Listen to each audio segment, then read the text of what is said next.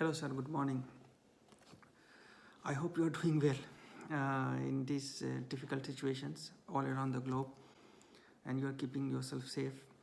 जैसा आपने कहा कि it's very difficult to really understand the book, the Holy Quran, because of the way it is written, and it's true because अगर हमें Arabic नहीं पता है या हमें वैसी ट्रेनिंग नहीं मिली है तो हमारे लिए बहुत डिफ़िकल्ट है किसी भी बुक को समझना।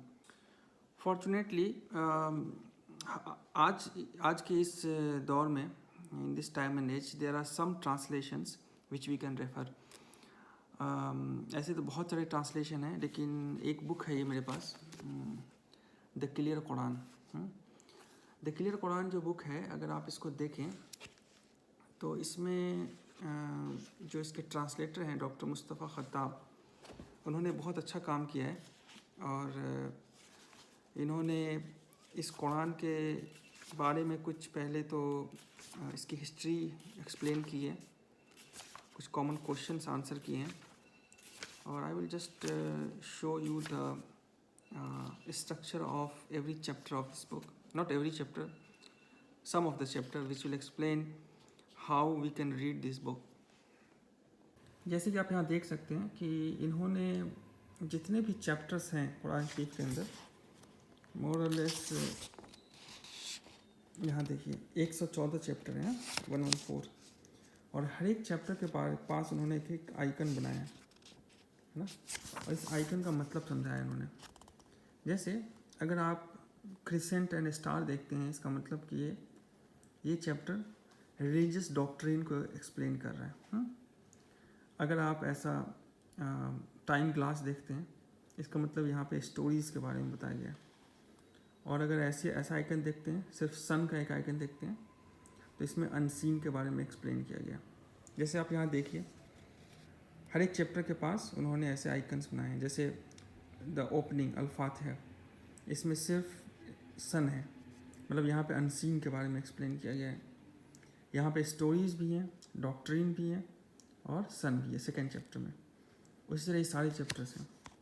It starts with Al Fatiha, Al Baqarah, the opening, the cow, the family of Imran, women, and it goes all the way to the last chapter 114।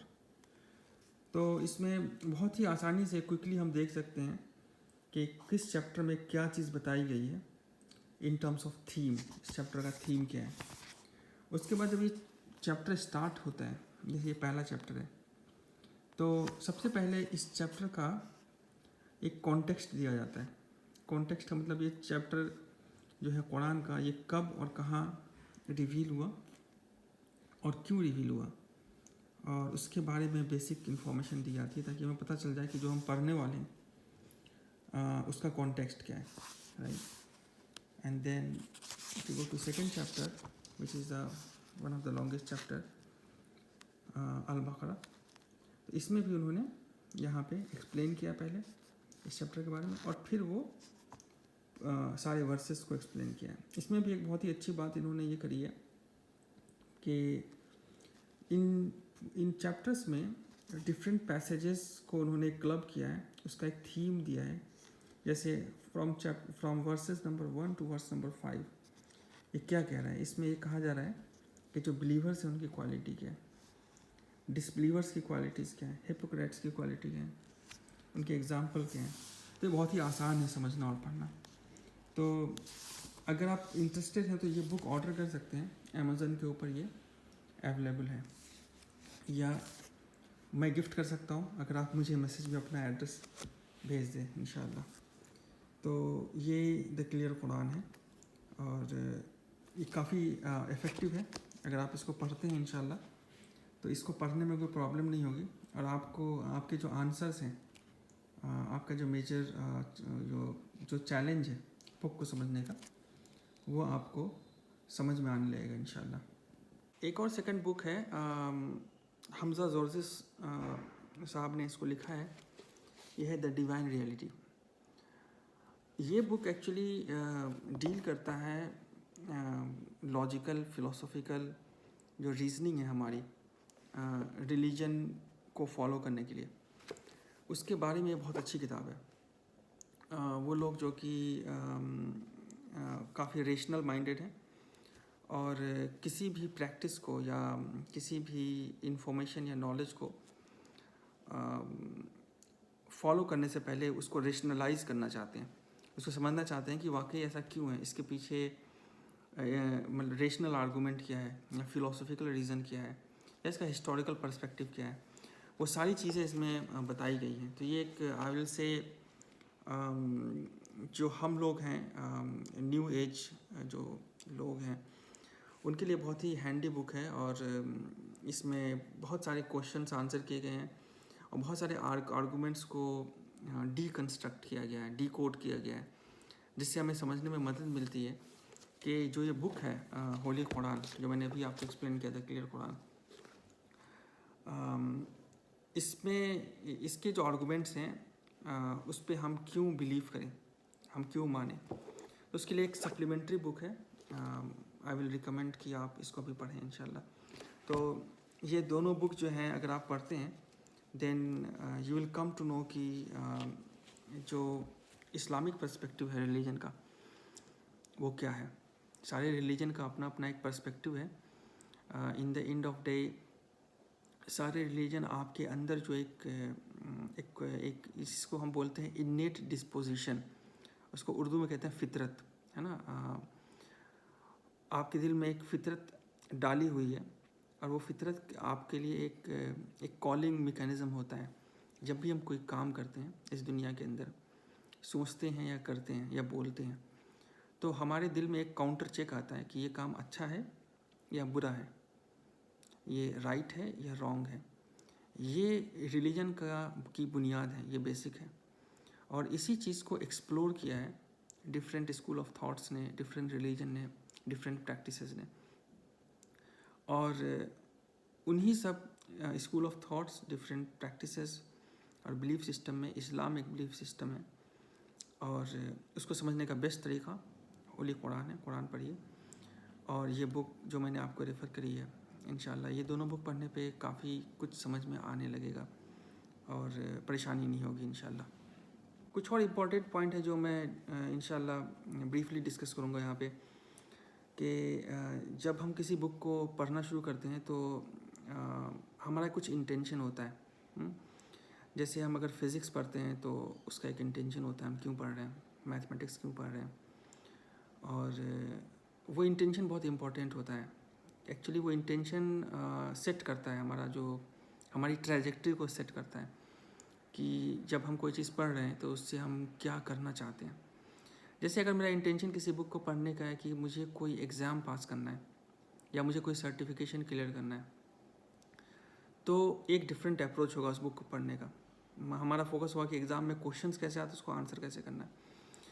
अगर मेरा किसी बुक को पढ़ने का रीज़न है कि मुझे किसी को आंसर करना है, मैं बुक इसलिए पढ़ रहा हूँ कि लोग कुछ क्वेश्चन पूछते हैं, उसको मुझे आंसर करना है, तो एक डिफरेंट अप्रोच होगा।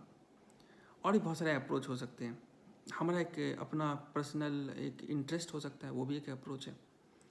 तो इस बुक को होली कुरान को के लिए जो अप्रोच है, उसके लिए जो इंटेंशन हमारी होनी चाहिए, वो बहरहाल इंटेंशन एक पर्सनल चीज़ है, ये किसी पे इम्पोज नहीं की जा सकती है, लेकिन बेस्ट इंटेंशन मुझे ऐसा लगता है ये होनी चाहिए कि हमें गाइडेंस जो है हम चाहते हैं अपनी ज़िंदगी में, और ये हमारा इंटेंशन होना चाहिए। एक इंटेंशन ये भी हो सकता है कि बस हम ये समझना चाहते हैं कि इस बुक में है क्या, ये भी एक अच्छा इंटेंशन है। लेकिन अगर हम अपने दिल में ये इरादा रखते हैं कि हम अपनी ज़िंदगी में कुछ गाइडेंस ड्रॉ करना चाहते हैं, तो ये एक बेहतर इंटेंशन हो सकता है, ये मैं बताना चाह रहा हूँ। खैर, इस बुक की शुरुआत ही एक चैप्टर से होती है जो कि आपका इंटेंशन सेट कर देता है ना। जो इसका पहला चैप्टर है सूरह फातिहा, जिसको हम अंग्रेज़ी में द ओपनिंग इसका ट्रांसलेशन करते हैं, इसमें 7 वर्सेस हैं और इन 7 वर्सेस में बेसिकली हम एक प्रेयर करते हैं। अल्लाह तबारक ताला ने ह्यूमैनिटी को एक प्रेयर सिखाया है। अल्हम्दुलिल्लाहि रब्बिल आलमीन अर्रहमानिर रहीम मालिकि यौमिद्दीन। इय्याक नअबुदु व इय्याक नस्तईन इहदिनस सिरातल मुस्तकीम सिरातल लज़ीना अनअमता अलैहिम गैरिल मग़दूबि अलैहिम वलद्दोल्लीन। तो ये एक प्रेयर है 7 वर्सेस की। इसमें कहा गया है, एक वर्स है इसमें अल्लाह तबारक ताला ने इंसानियत को ये सिखाया है कि वो ये कहें कि सिरातल लज़ीना अनअमता अलैहिम गैरिल मग़दूबि अलैहिम वलद्दोल्लीन, मुझे सीधे राह पे चलने का रास्ता दिखा। सिरातल लज़ीना अनअमता अलैहिम, जिस पे तुम्हारा आपके जो हैं नेमतें हैं, आपके अच्छे वादे हैं, जिस पे जो है खुशनुदी दी गई है। गैरिल मग़दूबि अलैहिम वलद्दोल्लीन, ऐसे लोगों का रास्ता नहीं दिखा जिस पे अल्लाह का अज़ाब आया है।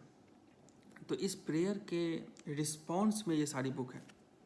पहला चैप्टर प्रेयर है, ये इंटेंशन सेट करता है, उसके रिस्पॉन्स में पूरी बुक एक्सप्लेनेशन है।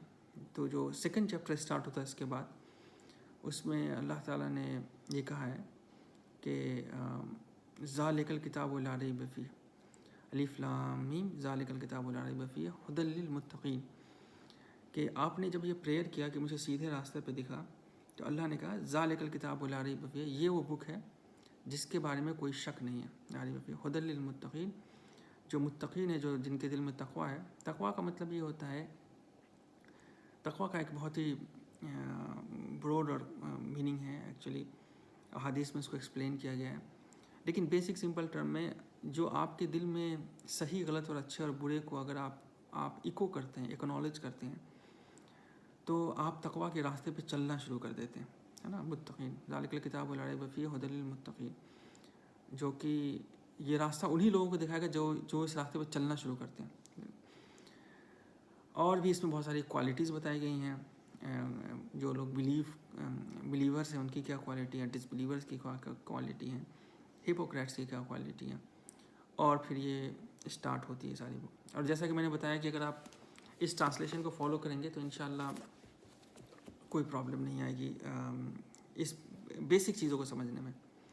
फिर जो इसमें कुछ डिफ़िकल्ट चीज़ें हैं, डिफ़िकल्ट इन द सेंस कि कोई भी चीज़ डिफ़िकल्ट नहीं होती है, लेकिन बहुत सारी ऐसी स्टोरीज़ हैं जिसमें थोड़ी सी आपको फैमिलियरिटी नहीं मिलेगी, क्योंकि ये वो स्टोरीज़ हैं जो कि हमारी जो मेन स्ट्रीम हिस्ट्री की बुक्स हैं उसके अंदर नहीं है।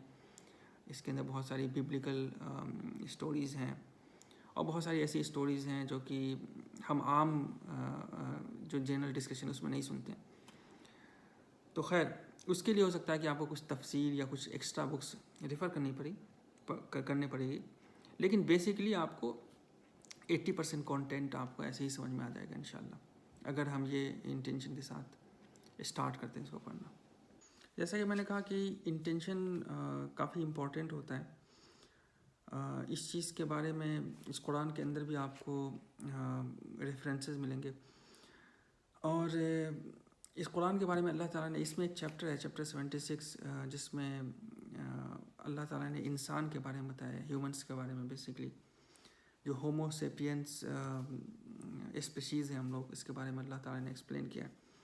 और उसके आखिर में अल्लाह ताला ने कहा है कि इस बुक के बारे में कहा है क्लोजिंग रिमार्क में उस चैप्टर के कि इन्ना हाज़िही तज़किरा फ़मन शाअ अत्तख़ज़ इला रब्बिही सबीला वमा तशाऊन इल्ला अन यशा अल्लाह इन्नल्लाह काना अलीमन हकीमा युदखिलु मन यशाअ फ़ी रहमतिही वज़्ज़ालिमीना अअद्द लहुम अज़ाबन अलीमा। बेसिकली इसका ट्रांसलेशन पढ़ेंगे आप चैप्टर 76 के जो आखिर के 29 to 31 तीन आयत हैं। इसमें अल्लाह ताला ने कहा है कि ये बुक एक एक्सप्लेनेशन है, एक तज़किरा है, और जो चाहे हिदायत का रास्ता ले सकता है। इसमें कोई अल्लाह ताला ने किसी के ऊपर ऐसा फोर्स नहीं किया है। अल्लाह ताला ने बेसिक जो इनेट डिस्पोजिशन है आपके अंदर, फितरत डाली हुई है, उसके ऊपर जो भी चाहे फ़मन शाअ अत्तख़ज़ इला रब्बिही सबीला, जो चाहे अल्लाह ताला का जो बताया हुआ रास्ता है उसको इख्तियार कर सकता है, उस पर चल सकता है।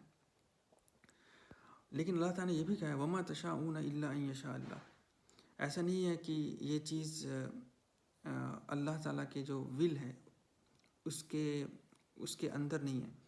जब तक अल्लाह ख़ुद नहीं चाहेगा हम उस गाइडेंस को हासिल नहीं कर पाएंगे।